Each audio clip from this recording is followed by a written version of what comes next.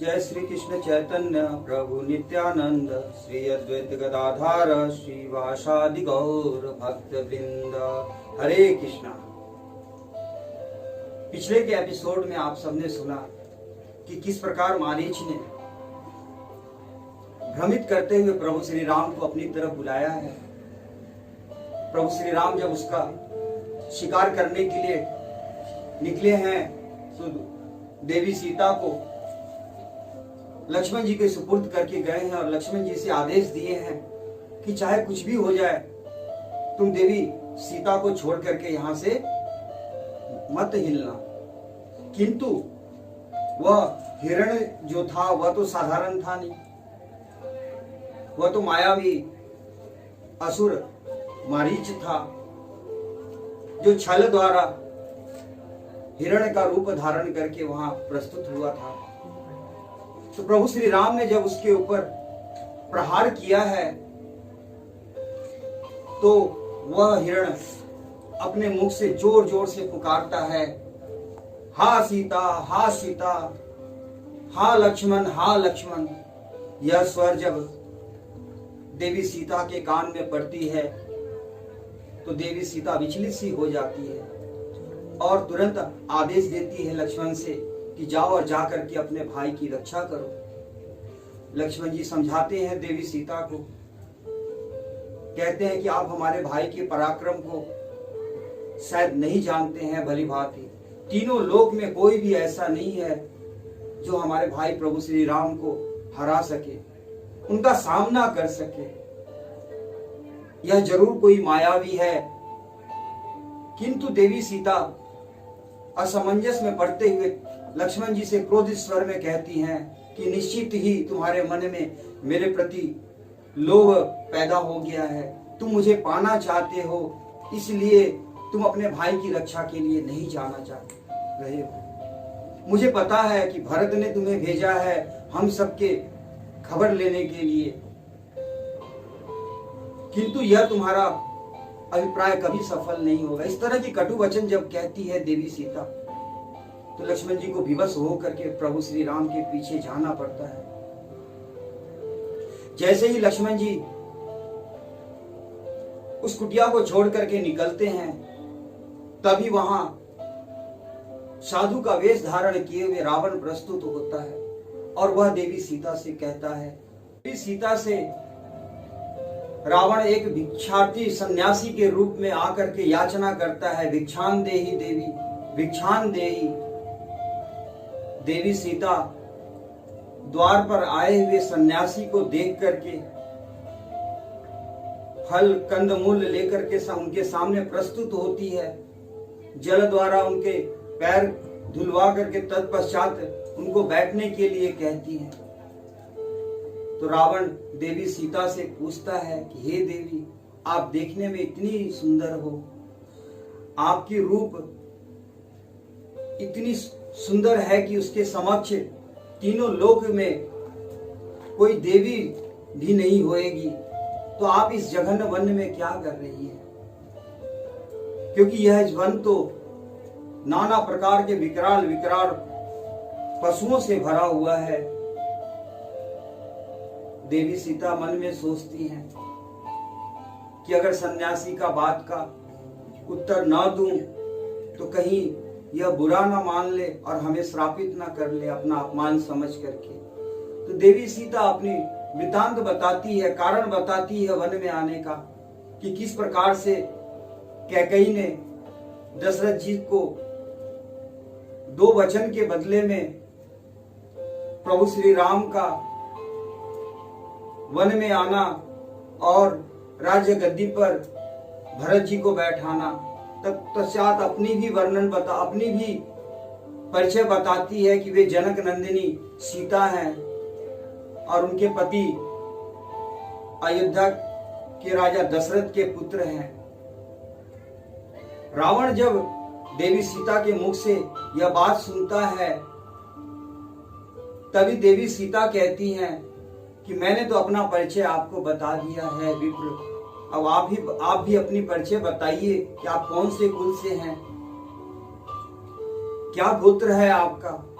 तो रावण कहता है कि तीनों लोक विजयी सर्वशक्तिमान मैं कुबेर का छोटा भाई रावण हूं। देवी निश्चित ही तुम्हारा भाग्य आज उदय हुआ है। मैंने तो कई स्त्रियों का अपहरण करके रखा है, किंतु उन सब के समक्ष आपकी सुंदरता सर्वोच्च है। निश्चित ही आप मेरी भार्या और मेरी पटरानी बनने योग्य है। आप चलो मेरे साथ। देवी सीता कुपित हो जाती है, कहती है कि हे विप्र, आप साधु का वेश धारण करके और इस तरह की कूटनीति वाली बात करते हो, तभी रावण अपने स्वरूप में आ जाता, मूल स्वरूप में आ जाता है। किंतु देवी सीता उनके उस मूल स्वरूप को देख करके भी भयभीत नहीं होती है और रावण को फटकार लगाते हुए कहती है कि अवश्यम विनश्यन्ति रावण राक्षसाम। निश्चित ही तुम्हारे कारण सारे राक्षसों का के वंश का विनाश हो जाएगा, क्योंकि तुम मुझे पाना चाहते हो। यह तो उस प्रकार की बातें हुई कि जैसे अग्नि को कोई कपड़े में समेट करके अपने संग ले जाना चाहता हो। किसी विषैले सांप सर्प के मुख से उसके दंत को तोड़ने का प्रयास किया जाए, तुम उस प्रकार का प्रयास रख रहे हो, करना चाहते हो। तुम शायद मेरे रघुवीर के बाण और मेरे रघुवीर के बल से परिचित नहीं हो। तो रावण कहता है कि देवी, आप किस साधारण मनुष्य के मोह में पड़ी हुई हैं। वह तो इतना तुच्छ है कि एक स्त्री के कारण अपने राज्य सिंहासन को छोड़ दिया और आपको लेकर के वन में आ गया।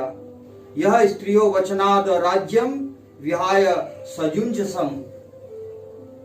नहीं तो अगर अच्छा व्यक्ति असल कूटनीतिज्ञ होता तो वह आज राजगद्दी पर बैठे रहता। आप यथा योग्य मेरे लायक ही हो, इसलिए मैं फिर से कहता हूं कि आपके ऊपर विशेष कृपा है, तभी मैं आपके ऊपर मोहित हुआ जा रहा हूं। आप मेरी पटरानी बनो। और ऐसा कह करके वह देवी सीता के बाल को बाएं हाथ से पकड़ लेता है और दाहिने हाथ से उनको उठा लेता है और उठा करके अपने संग जो लाया हुआ दिव्य रथ रहता है उस पर सवार होने लगता है।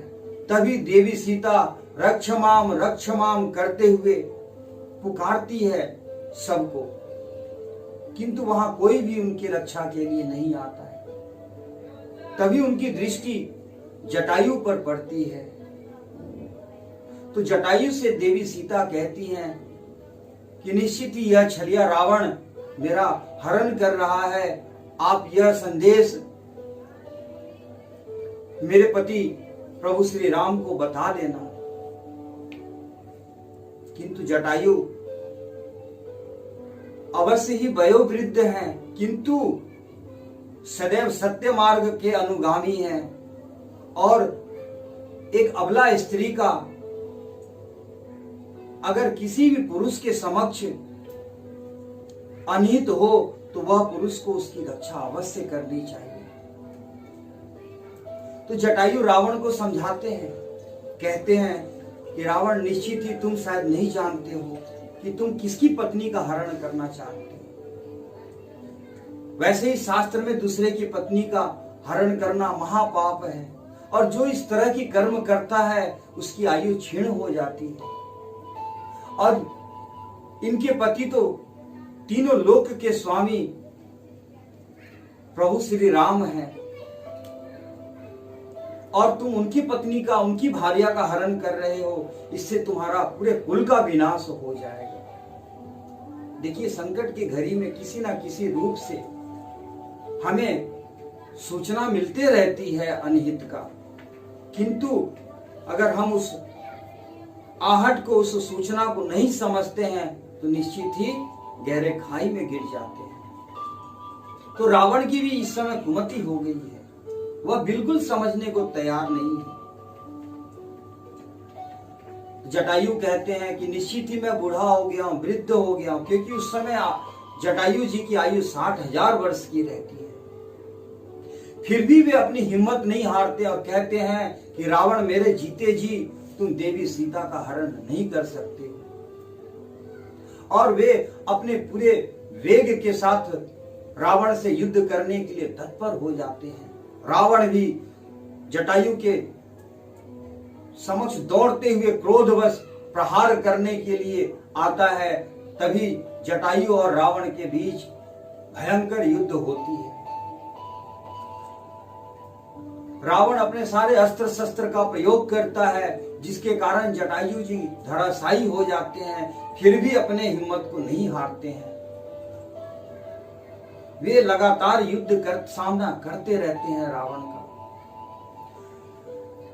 जटायु जी ने रावण के सारथी का वध कर दिया अपने नुकीले पंजों से, अपने चोंच से। जो रथ में जुटे हुए खच्चर और गधे रहते हैं उन सब का वध कर देते हैं। और तो और रथ के छतरी को उड़ा देते हैं। फिर भी रावण नहीं मानता है, तो जटायु अपने नुकीले पंख से रावण के बाएं 10 हाथ को काट देता है। किंतु पुनः रावण के वो हाथ प्रकट हो जाते हैं और रावण अपनी तलवार निकालकर जटायु के दोनों पर काट देते हैं। घायल और मृत्यु की अवस्था में पड़ जाते हैं वहां पर गिद्धराज जटायु जी। और रावण देवी सीता को अपने साथ खींचकर उठाकर पुनः रथ में सवार होता है और वायु मार्ग की से उड़ना प्रारंभ करता है। वह सारे पर्वतों को, वनों को लांघते हुए कुछ ही समय में अपने नगर लंकापुरी को पहुंच जाता है और वहां पहुंचकर अंतःपुर में देवी सीता को ले जाकर एक महल में रखता है और सारी दासियों को कहता है कि तुम सब भली भांति इनका ख्याल रखना और बिना मेरे इजाजत का कोई भी यहाँ प्रवेश ना कर सके, इसका ध्यान रखना। और रावण स्वयं उस महल से बाहर निकल जाता है आगे की योजना के लिए और अपने 8 दूत को नियुक्त करता है और कहता है उनसे कि तुम सब जा करके मेरे शत्रु राम का ख्याल रखो और उसका हर पल का सूचना मुझे देते रहना तुम सब। इधर प्रभु श्री राम जब मारीच का वध करते हैं तभी वो मायावी मारीच हिरण से पुनः असुर रूप में आ जाता है और अपने प्राण त्याग देता है। ऐसी स्थिति देख करके प्रभु श्री राम को चिंतन होने लगती है, अनहित की उनको सूचनाएं लगने लगती है। तभी वहां लक्ष्मण जी का आगमन हो जाता है। यह देख करके प्रभु श्री राम और भयभीत हो जाते हैं और कहते हैं कि निश्चित ही आज बहुत बड़ा अनहोनी होने वाला है, क्योंकि ये मायावी राक्षस ने छल द्वारा हम सबको यहाँ बुला लिया है। किंतु लक्ष्मण तुम्हें यहाँ ऐसा सीता को छोड़ करके नहीं आना चाहिए था। यह तुमने बहुत बड़ा गलत कर दिया मेरे वचन का पालन ना करके। इस प्रकार क्रोधित हो जाते हैं प्रभु श्री राम जब लक्ष्मण जी के ऊपर। तो लक्ष्मण जी भ्राता श्री राम को कहते हैं कि भैया मैं किसी भी हाल में भाभी को छोड़कर नहीं आने को था, किंतु क्या करूं, भाभी के कटु वचन को सुन करके मेरा धैर्य टूट गया। उन्होंने मुझे विवश कर दिया, जिसके कारण मुझे आपके पास आना पड़ा। जब लक्ष्मण जी के मुख से प्रभु श्री राम यह बात सुनते हैं तो उनका क्रोध शांत होता है, किंतु अनहित की भय लिए हुए वे पहुंचते हैं जब अपने पर्णकुटी में, तो वहां पर्णकुटी में सन्नाटा छाया रहता है। यह देख करके प्रभु श्री राम कहते हैं कि निश्चित ही देवी सीता को कोई राक्षस या तो उठाकर ले गया या तो उनका भक्षण हो गया। बहुत बड़ा अनर्थ हो गया है। लक्ष्मण अब तुम ही बताओ, मैं कैसे वापस अयोध्यापुरी को लौटूंगा। विलाप करते हुए कहते हैं कि तुम ही बताओ, जब मैं अयोध्यापुरी पहुंचूंगा और जनक दुलारी के पिता जनक जब आएंगे अपनी पुत्री से मिलने के लिए, और जब अपनी पुत्री को नहीं पाएंगे तो मैं उनका सामना कैसे कर सकूंगा, मैं माता को क्या जवाब दूंगा। इसलिए अच्छा होगा कि लक्ष्मण तुम यहां से अकेले चले जाओ, मैं इसी वन में अपने प्राण को त्याग दूंगा। प्रभु श्री राम की व्यथा का वर्णन क्या मैं अपने मुख से करूं। क्या स्थिति हो जाती है प्रभु श्री राम की उस समय। वे एक एक लताओं से, एक एक वृक्ष से देवी सीता का हाल पूछते हैं, पता पूछते हैं। उनको खोजते खोजते पवित्र गोदावरी तट पर पहुंचते हैं। वहां पहुंच करके देवी सीता के बारे में गोदावरी नदी से पूछते हैं, किंतु गोदावरी भी चुप हो जाती है, कुछ उत्तर नहीं देती है। पर्वतराज से पूछते हैं, पर्वतें भी, शिखर भी चुप रहती है। तो प्रभु श्री राम क्रोधित तो हो अपने धनुष को निकाल करके कहते हैं कि आज मैं इस शिखर को ध्वस्त कर दूंगा, सारे नदियों को सुखा दूंगा मैं आज। तब लक्ष्मण जी समझाते हैं, उनको शांत करते हैं उनके क्रोध को। तत्पश्चात प्रभु श्री राम अपने समक्ष हिरनियों को देखते हैं और उनके मन में ऐसा आता है कि शायद ये कुछ कहना चाहते हैं। तो वे पूछते हैं कि हे मृगो, तुम सब मेरे सीता को देखे हो क्या? मेरी प्रिय सीता कहाँ चले गई है? तुम सब उनका पता बताओ। तो लक्ष्मण जी भी ध्यान देते हैं मृगों के ऊपर। वह मृग जैसे ही प्रभु श्री राम उनसे पूछते हैं तो वे मृग खड़े हो जाते हैं और कभी आकाश की तरफ और कभी दक्षिण दिशा की तरफ देखने लगती हैं और आगे बढ़ने लगती है दक्षिण दिशा की तरफ। लक्ष्मण जी उन मृगों के भाव को समझ जाते हैं और प्रभु श्री राम से कहते हैं कि भैया निश्चित ही हमें मार्ग बता रहे हैं कि देवी सीता कहाँ गई है। श्री राम और लक्ष्मण जी मृग के बताए हुए रास्ते पर जब आगे बढ़ते हैं दक्षिण दिशा की तरफ, तो उन्हें रास्ते में देवी सीता के बाल में लगाए हुए पुष्प मिलते हैं, पैर की नुपुर दिखती है। उनको भान हो जाता है कि देवी सीता का हरण इसी रास्ते द्वारा हुआ है और वे इसी रास्ते को पकड़ के आगे बढ़ते हैं। तत्पश्चात वे मांडे मुनि के आश्रम की तरफ बढ़ते हैं। कई सारे पर्वत शिखरों को लांघते हुए, कई सारे दुर्जन वन को लांघते हुए वे सब जब पांडव मुनि के आश्रम के समक्ष पहुंचते हैं, तभी वहां पर एक गुफा से भयावह राक्षसनी जिसका नाम अयोमुखी रहता है वह प्रकट हो जाती है और प्रभु श्री राम के आगे आगे चलने वाले लक्ष्मण जी को पकड़ लेती है और कहती है कि तुम मेरे से विवाह कर लो। हे मनुष्य, निश्चित ही इस पूरे वन के तुम राजा बन जाओगे मेरे से अगर विवाह कर लेते हो तो। और इस प्रकार लक्ष्मण जी को अपने कंधे में चाप करके वे भागने का प्रयास करने लगती हैं। तभी लक्ष्मण जी अपने हाथ में तलवार निकाल करके और इस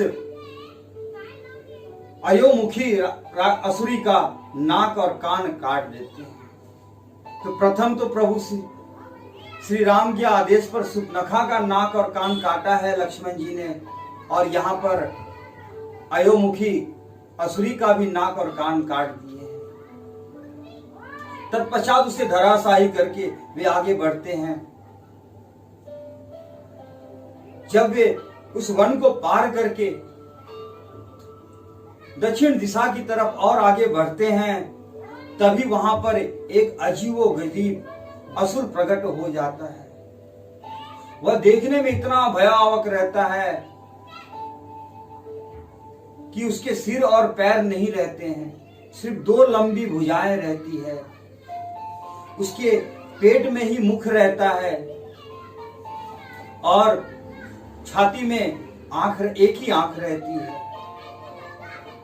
वह दोनों भाई को अपने हाथों में कसकर पकड़ लेता है और अपना ग्रास बनाने का प्रयास करता है।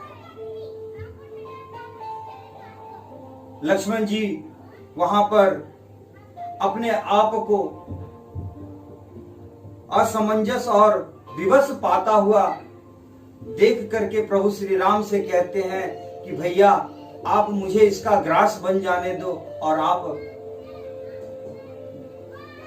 निकल जाओ यहां से देवी सीता की खोज में, और जाकर के वनवास पूर्ण होने पर जाकर के अयोध्या का राज्य कार्यभार संभालना। प्रभु श्री राम कहते हैं कि धीरज न छोड़ो, और दोनों अपने अपने हाथ से वे तलवार को निकालते हैं और निकाल करके उस बाहुबंद जिसका नाम कबंध रहता है, उस असुर के दोनों हाथ काट देते हैं। जैसे ही हाथ काटते हैं वह धराशायी होकर के असुर नीचे गिर जाता है और उनसे प्रार्थना करता है कि हमें क्षमा कर दे प्रभु, मैं समझ गया हूं कि आप कौन हो, और उनसे अपनी पुरानी वृत्तांत बताता है कि किस प्रकार वह असुर हो गया। एक समय की बात रहती है, यह कबंध गंधर्व रहता है और एक दिन एक महर्षि जिनका नाम स्थूल सिरा रहता है, उनके साथ जाकर के असुरी व्यवहार करने लग जाता है। तो वे कुपित होकर के इनको श्राप दे देते हैं कि तुम असुर जैसा व्यवहार कर रहे हो, तो जाओ आज से तुम असुर हो जाओ। देखते देखते वह कुबंध असुर का रूप धारण कर लेता है, असुर योनि में चला जाता है। असुर योनि में जाने पर वह ब्रह्मदेव का कठिन तपस्या करता है और उनसे हैं कि तुम्हारी मृत्यु साधारण लोगों के हाथों से संभव नहीं है। अब यह बल में चूर मत में चूर एक दिन स्वर्ग पहुंच जाता है और वहां पहुंच करके सीधा इंद्रदेव को ललकारता है। इंद्रदेव कुपित हो अपने वज्र के प्रहार से, एक ही प्रहार से इसके सिर और जंघाएं गायब कर देते हैं। अब यह विवश हो जाता है और इंद्रदेव से प्रार्थना करता है कि क्षमा करें हमें और ये बताएं कि अब मैं कैसे जीवित रहूंगा, कैसे अपना, मुझे तो मृत्यु जल्दी आनी नहीं है, तो मैं अपना पोषण कैसे करूंगा। तो इंद्रदेव इनको 2 लंबे हाथ प्रदान करते हैं और कहते हैं इस हाथ से तुम जब चाहो तब अपना शिकार कर सकते हो। साथ ही वे आशीर्वाद भी देते हैं कि प्रभु श्री राम जब आएंगे तो उनके हाथों तुम्हारे मुक्ति हो जाएगी।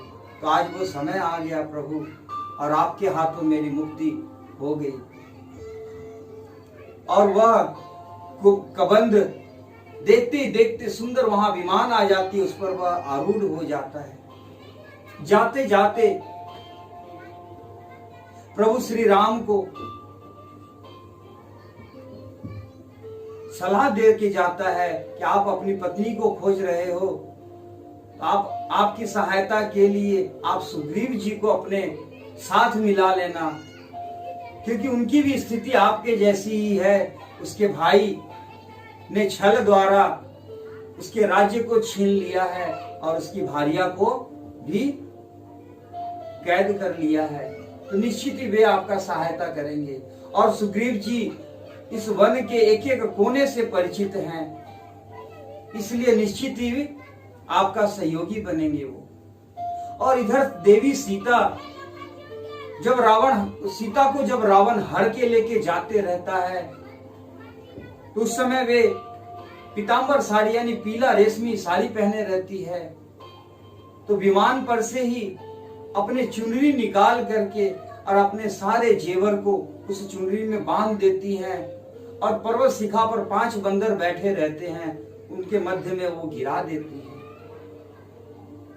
ये 5 बंदर और कोई नहीं, सुग्रीव जी और उनके 4 मंत्री रहते हैं। तो ऐसा बाहुबंद उनको निर्देश देते हैं और तत्पश्चात अपने लोक को चले जाते हैं। प्रभु श्री राम सुग्रीव जी की खोज में यात्रा आगे बढ़ाते हुए पंपा सरोवर के निकट पहुंचते हैं। अब आगे उनका मिलन किस प्रकार सुग्रीव जी और वीर हनुमान जी से होता है, उसके बीच उसके पूर्व सबरी से मिलन होता है, यह आगे के दृष्टांत में